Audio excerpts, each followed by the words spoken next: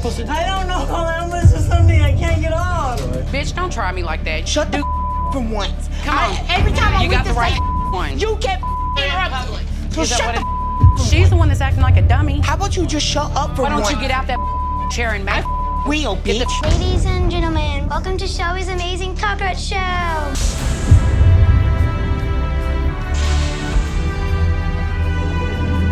And she is still alive.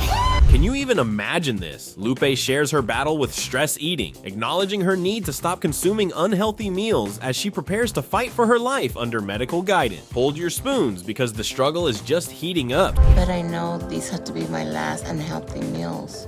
Once I get to Dr. Now, I have to give up all this because I'm ready to fight for my life. Seriously, can you believe it? Lupe discusses the severe physical challenges and health issues caused by her obesity, including impacts on her heart, liver, and kidneys, leading to a breakdown in her motivation and overall health. Buckle up, because it only gets crazier from here. Being this overweight, everything I do is hard and it's a struggle. Things are so hard for me. I've lost motivation to do anything for myself.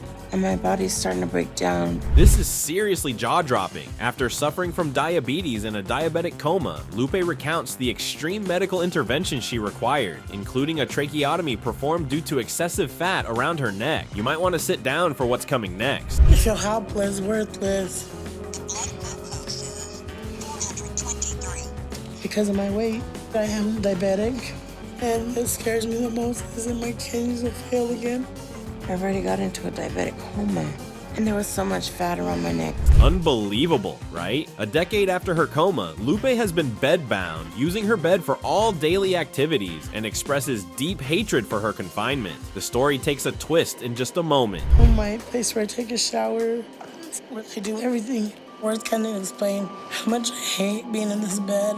I need to be taken care of 24/7 because I can't do anything for myself. My husband Gilbert is my caretaker. This is super intense. Lupe's husband Gilbert serves as her full-time caretaker. The couple reflects on the strain this has put on their marriage and intimacy, highlighting the complexity of their relationship. The emotional roller coaster isn't over. It dives deeper just ahead. The only person I have in my life to take care of me is Gilbert. We met 8 years ago in a chat room, and since then, he's taken care of me.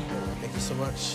Have a nice day. This revelation is just staggering. The psychological toll of Lupe's condition is profound, affecting her sense of self-worth and her relationship with Gilbert, who she fears may leave due to the burden of her care. The next part is even more gripping. I had doubts about us being together until she told me something that really hit me in the heart. She said that she was praying to God that he would send somebody to her that would be there for her, would take care of her, and be by her side. And I wanted to be that person for her. You've got to see this to believe it. Lupe reveals her initial dishonesty about her weight when meeting Gilbert online, and how his decision to stay with her despite the revelation deepened their bond. Fasten your seatbelt. What happens next is critical. Hello, is this Dr. Now? Yeah, this is Dr. Sir. I'm calling for my wife, Lupe. She's having like problems with her left leg, and I think she might have a blood clot in her leg, maybe. She showed up, right? Yeah. Okay, come to the hospital. We'll get her to emergency room immediately. Okay. This is a crucial turning point. Despite knowing the risks, Lupe struggles with her dependency on food for comfort, which complicates her health further and causes her husband immense stress. The situation escalates quickly, so keep your eyes peeled. We're gonna get you taken care of. All right, let's do it. If it is something like a blood clot in her leg, she could be moments away from a life-threatening event like pulmonary embolism, so we're going to try to determine what's going on with her. It's clear that Lupe is in very bad state. This moment is key. A medical crisis arises as Lupe's husband calls their doctor, fearing a blood clot in her leg, prompting urgent advice to get her to the hospital. The urgency only grows in the next clip, so stay tuned. Her car ride was 2 to 3 hours longer. She would not have survived. Her heart is literally being smothered under the weight of her body. What seems to be your biggest challenge with your eating habit? I'm an emotional eater. I get bad anxiety. This is a dire situation, folks. At the hospital, doctors quickly work to assess Lupe's condition, fearing a life-threatening pulmonary embolism. They find her heart severely compromised, operating at only 35% capacity. The stakes get even higher from here, so don't go anywhere. And Her husband has been helping her to do that. At her size, she's been consuming at least 20 to 30,000 calories a day. So we need to get her health under control immediately and turn the situation around with her husband. I'm feeling very scared for her. We're really close to her, you know? This conversation is an eye-opener. In a candid discussion with her doctor, Lupe admits to emotional eating, which is exacerbated by her family, who, despite loving her, inadvertently contribute to her health issues by providing her with food. What she faces next is a major uphill battle. Or you aren't even gonna survive next month. Get some rest, and I'll see you tomorrow. She's so close to death right now that it's uncertain that she will even fully recover. But we'll do everything we can to pull her through this. Can you feel the tension? Lupe's situation is declared a wake-up call by her doctor, who insists on immediate health management to avoid further deterioration, emphasizing the urgency of the situation. The next moment is a pivotal one for Lupe, so watch closely. If there's no room in here to close the door, or help me, help me. There you go. 3. No, can make me fall. Ready? Oh, make me up, please. Baby, overthinking it. It's broken. I'm not gonna fall the damn thing. The anticipation is palpable here. Facing a critical doctor's appointment, Lupe hopes she has lost enough weight to qualify for surgery, highlighting her anxiety about failing to meet health goals set by her doctor. Her journey takes a dramatic turn in the upcoming scene, so stick around. Did you fall down? She got stuck in the toilet. I don't want to fall and hurt myself. Okay, then we're gonna go ahead and get the fire truck out here, okay, just to help us out. Just get me off the toilet. What we'll do is put someone on your back and get you up in an upright position. Just when you thought it couldn't get more intense, a distressing incident occurs when Lupe gets stuck in a restroom, which becomes a dramatic ordeal requiring emergency assistance, underscoring her vulnerability and the physical challenges of her condition. What follows is an emotional aftermath, so don't miss it. Okay, I want you to go over to hospital to make sure that there is no major concern going on with your heart or your overall health. Okay. We'll transport you there, and I'll see you there very soon. Talk about a roller coaster. Despite a successful emergency intervention, Lupe's ordeal leaves her physically and emotionally drained, showcasing the extreme efforts required for basic tasks and the strain on her health. Progress she makes next is truly inspiring, so hang tight. On a controlled diet for the second time, and she's doing a lot better. I'm gonna get you up today and see how your weight doing. Everybody else hands off of it.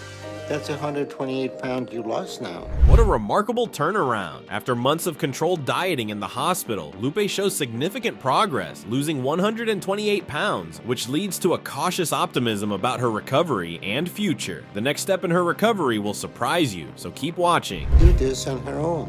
Until she does that, she would not be ready for any weight loss surgery. After being in the clinic and having that fear that I'm about to see my weight and it's not gonna be low enough, I realized how hard I need to be working for this. This determination is nothing short of moving. Lupe reflects on the pressure to meet her weight loss targets, fearing that any deviation could jeopardize her chance for surgery, illustrating her ongoing struggle with weight and health management. The tension builds as we see what's next, so prepare for a twist. Seeing stuff with your red shirt on. I feel like I made a lot of progress these past 2 months, but I started to fall away at the end. Okay. So I need to make up for that time in case it took me so off course to where I'm not gonna hit the goal I need. This decision is absolutely monumental. Lupe faces a setback when tests reveal her heart is too weak for major surgery, but she is approved for a less risky gastric sleeve procedure, providing her a new hope for recovery. The next phase of her journey is critical, so don't go away just yet. We finished running all the tests, and they're showing that your heart is too weak for gastric bypass. So there is a very high risk that you would not survive a procedure that extensive. However, gastric sleeve is still an option. It would be a much shorter operation that would not strain your body as much. This approval is literally a lifeline. Newly approved for surgery, Lupe feels a surge of hope and relief, viewing this as a critical turning point in her life and a chance to regain health and independence. Watch how she tackles the next challenges. It's going to be a bumpy ride. This is the beginning right now. I was like literally just barely hanging in there. I'm not gonna lie, but it just made things better. It's really great. This push is absolutely necessary. Despite her progress, Lupe still faces significant challenges in mobility and confidence, as her doctor urges her to engage more actively in her recovery, highlighting the mental barrier she must overcome. The next scene is a testament to her resilience, so don't blink. Lupe is not dealing with the issues in her life in the right way, and that is creating a very dangerous situation for her. You've been months and months and staying in the bed and asking for pain medicine, and you're gonna have to get up and move. This conversation is crucial and telling. As Lupe struggles with the psychological aspects of her condition, her doctor stresses the importance of personal accountability and the urgent need for change, emphasizing the dire consequences of inaction. You'll be amazed at her response, so stay with us. Almost 600 pounds, this is what got you in the bed. You refuse to get out of this condition. You're playing with everybody around you. No, I'm not. Come on. This improvement is absolutely a relief. In a hopeful conclusion, Lupe shows signs of improvement, managing to stand and showing a willingness to work on her mobility. She leaves the hospital with new instructions to continue her exercises and weight loss efforts, setting the stage for her ongoing journey towards better health. The story continues to evolve, revealing new layers of struggle and triumph, so keep watching. Proud of you, you lost all that weight, but I want you to keep this up and every day try to stand up and do your exercise. Okay, keep it up and I will see you later, okay? Thank you, doctor. Can you believe George just dropped that intro? George Covington makes his debut, announcing his name, age, and that he hangs his hat in Illinois. He talks about the huge challenges of being judged for his size before anyone really gets a chance to know who he is. Just wait until you hear what he shares next. It's a doozy. My name is George Covington. I'm 45 and I live in Ellenwood, Georgia. Imagine walking a mile in his shoes. George dives into the stinging realities of assumptions people make based on his size, spotlighting the emotional toll and social stigma of not fitting into the everyday molds due to his physique. Buckle up, the emotional roller coaster is just picking up speed. For somebody to just look at you and think that you're lazy or think that you're beneath them because you can't fit in a certain seal. It's not a good feeling at all. For me, every day is a mental battle. I never imagined that this could possibly be my life. Isn't that just a punch in the gut? He spills on his daily mental scuffles and how his life turned out so differently from what he imagined. While teaching his kindergartners, he reflects on his weight, ironically equivalent to about 14 of his tiny students. Stick around, because his story takes an even more personal twist next. The color is the best. Everybody quietly get back in your square, sit crisscross applesauce. A lot of parents, they go to the front office and they complain about their kids being in my class. You know, is he gonna be able to do this? I had one parent, she said, what if he falls on the kid? Tearjerker alert in the classroom. Here's George in action, teaching and cracking jokes about football team. He shares snippets of parental worries about his capability due to his size, like the classic, what if he falls on the kids? Hang tight, George's backstory is about to tug on those heartstrings. So I was always defined by my size. I had a girlfriend in high school. She told me when we broke up, nobody ever gonna want you. And, you know, you'll never have another girlfriend. Dive deep into George's past with this heartfelt reflection. From dieting since preschool to being known not by his name but his size, George's past is like a shadow that's followed him everywhere. His emotional narrative is about to get even more gripping. Don't touch that dial. In the morning, I normally stay at my desk all day because I can only walk about 10 feet or so before I have to take a breather. All right, boys, chairs on the table, let's go. So my coworkers may take my kids to lunch. They may take my kids to the buses. Feel that? The emotional barometer is off the charts. George recounts a poignant high school breakup that left him feeling unworthy of love, all because of his size. This harsh blow to his self-esteem marked many of his social interactions. Next up, we'll see how this plays out in his professional life. Most people my size, they don't even have a career. I'm very blessed for what I do have, but there's so much that I don't have. I don't have a wife. I'm not able to go on proper dates. It's staggering to see the nitty-gritty of his day-to-day. As a teacher, George faces monumental challenges, like staying seated all day and relying on coworkers to help manage his class mobility-wise. Ready for more?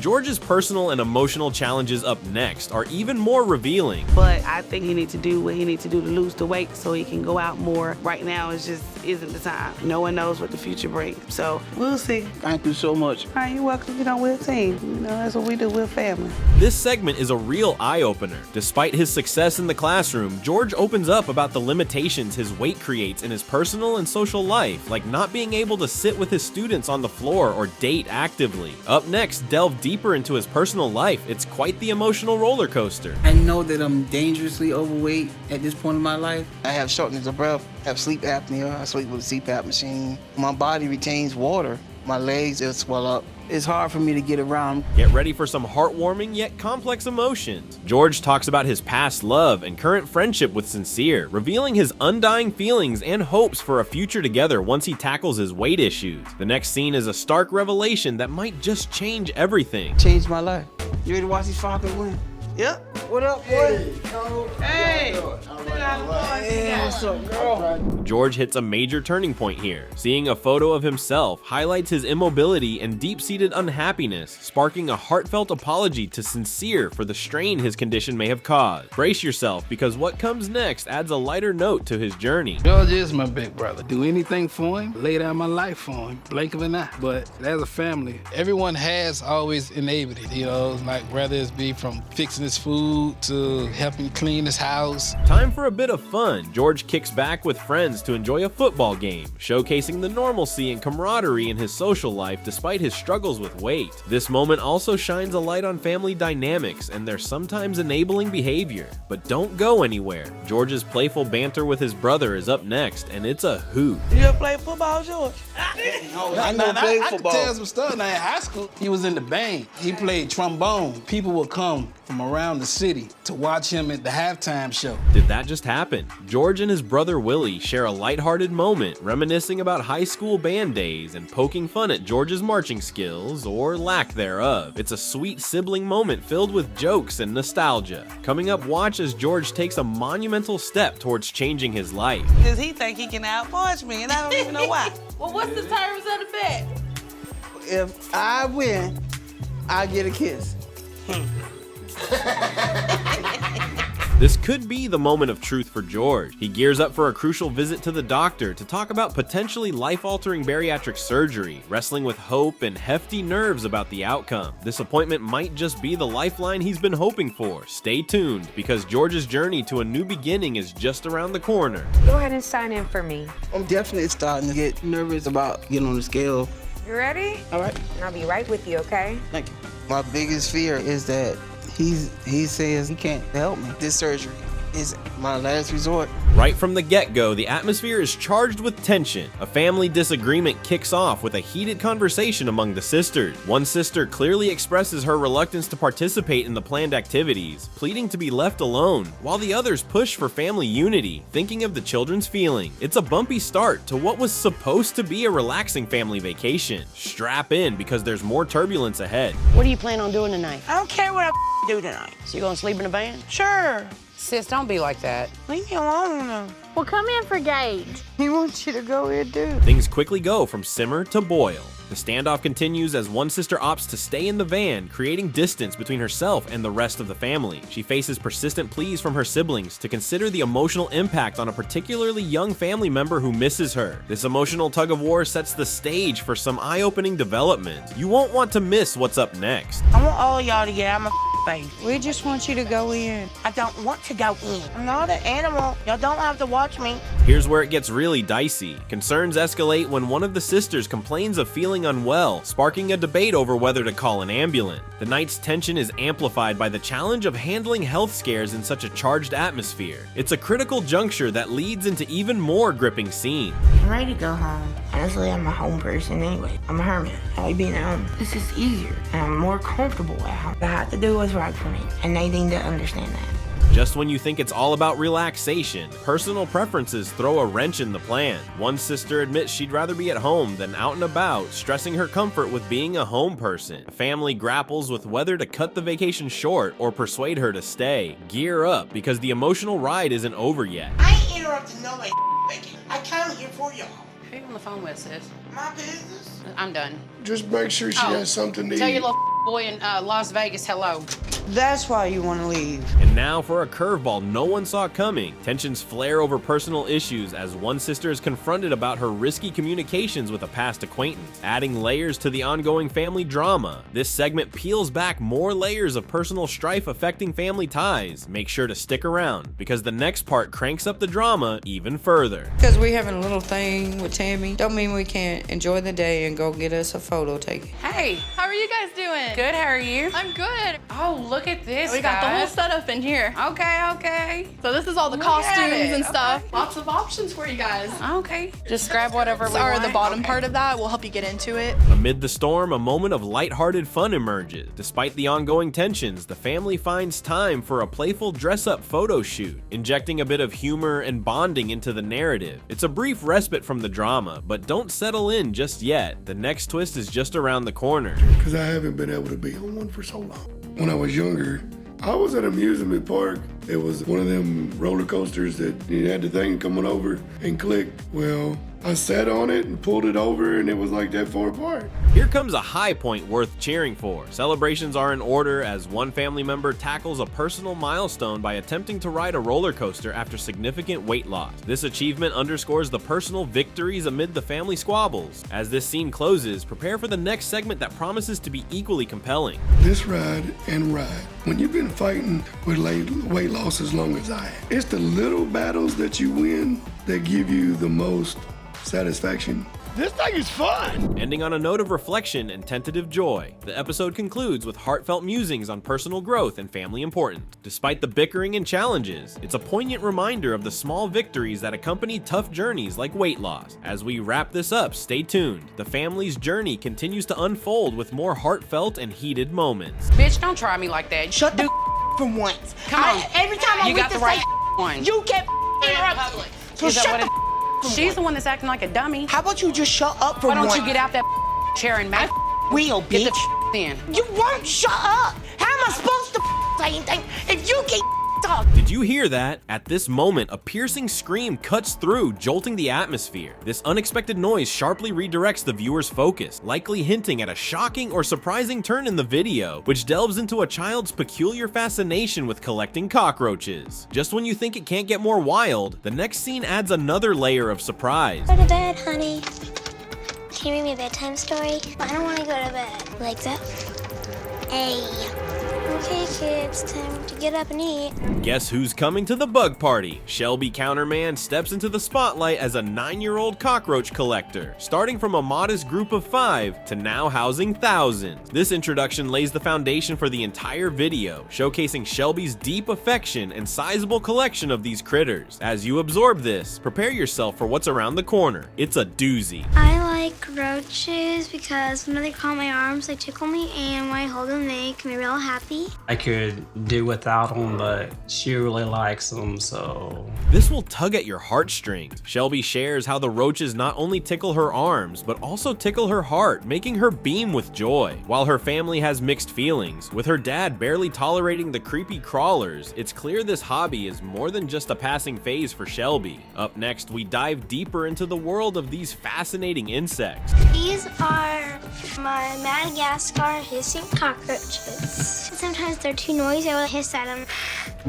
The exoskeleton is their bones on the outside of their body. Ready for a mini biology lesson? Shelby introduces us to her diverse cockroach collection, including the infamous Madagascar hissing cockroaches, and breaks down their biology, like their exoskeletons and molting process. This segment is a crash course in entomology 101, delivered by a passionate young collector. Hang tight, because the family dynamics coming up next add a whole new flavor to the mix. With over 1,000 roaches, sometimes the whole Counterman family must jump in and help. The thing I like the least about the cockroaches is when we have to clean the tanks out. You can't make this stuff up. The entire Counterman clan occasionally pitches in with the upkeep of over 1,000 roaches, especially during the grim task of tank cleaning. This peek into their home life highlights the family's reluctant but supportive role in fostering Shelby's unique hobby. Don't go anywhere. Shelby's early bug-loving days are up next, and they're absolutely charming. So when I was 3 years old, I told my mom I wanted bugs. When Meg tells me that Shelby needs cockroaches, I'm like, who's the grown-up here? Why does Shelby need cockroaches? You're the grown-up, you should have just told her no. Who would have thought a field trip could lead to this? Reflecting on Shelby's early encounters with roaches, her mom narrates how a simple outing sparked a major passion, eventually leading to Shelby breeding her own cockroaches. This backstory paints a vivid picture of how deep-rooted interests can shape our lives from a tender age. Next up, watch how Shelby takes her roach rave to the public stage. Shelby loves the Children's Museum, and so it was a huge, exciting moment when they wanted her to come speak about the cockroaches and educate kids about the value of the cockroaches. Brace yourself for some enlightening entertainment. Shelby steps up her game by conducting a roach circus at a local children's museum, aiming to transform how her peers view these often misunderstood critters. This act of bravery showcases her commitment to spreading bug love and knowledge far and wide. The circus isn't over yet. Shelby's about to pull off a spectacular stunt that you won't want to miss. Trying to be a leader. Great to see someone you taught taking some of what I taught her, learned more, and is now passing it on to others. And for her next trick, the pinnacle of Shelby's roach circus features a daring feat where a roach is catapulted through a flaming hoop, much to the delight of the amazed audience. Her educational and entertaining performance not only wows the crowd, also cements her status as a young educator and showmaster. Just when you think it's all wrapped up, the finale is even more enlightening and heartfelt. A lot of people do a lot of different things with insects. She shot them out of the cannon, and the female survived just fine. Ending on a high note, as the video wraps up, we reflect on Shelby's potential future as an entomologist and the far-reaching impacts of her unusual hobby. Her father shares poignant insights on the life lessons bugs can teach us, emphasizing their integral role in our world. Stay tuned. The journey with Shelby and her beloved roaches is only getting more. Just when she grows up, I think I could definitely see that career path for her.